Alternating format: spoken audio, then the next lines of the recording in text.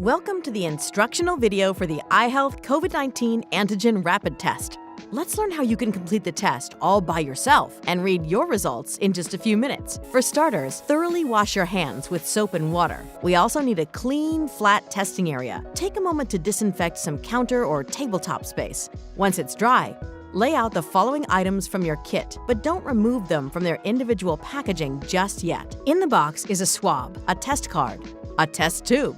Your test tube will likely have the testing solution already inside, but in some cases, you may have received the solution in a separate packet. If so, no problem. Remove the larger lid and then carefully tear off the top portion of your solution packet. Pour the entire contents of the packet into the tube. Careful not to spill.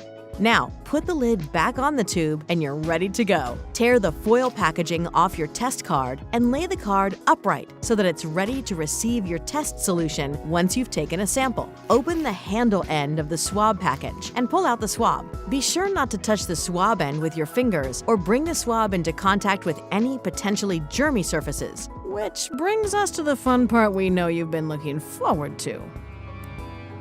Yes, this thing's going inside of your nose. But, lucky for you, the iHealth Rapid Test Swab is specially designed for simple, comfortable testing. It barely has to be inserted into the nostril, about 1/2 to 3/4 of an inch. Easy. In a circular motion, swab as if you were cleaning the inside of your nose. Note that this is not a matter of simply twisting the swab in place. When you've finished, swab your other nostril the same way. You think you got it bad? I'm the one who has to keep saying nostril. Insert the swab all the way into the solution. Twist it back and forth in the solution at least 15 times. And as you're removing the swab from the tube, squeeze the sides of the tube to wring every last drop of delightful solution and sample out of that swab. Then replace the large lid back onto the tube. You can now say goodbye to that swab. You grew so close in such a short amount of time. Now, let's test the sample. Remove the small dropper lid at the tip of your test tube and carefully squeeze 3 drops of solution into the receiving port on the test card. Set a timer for 15 minutes. You'll see your sample being slowly absorbed into the test strip, and over the next 15 minutes, your results will appear on the test strip as lines under the C and potentially the T.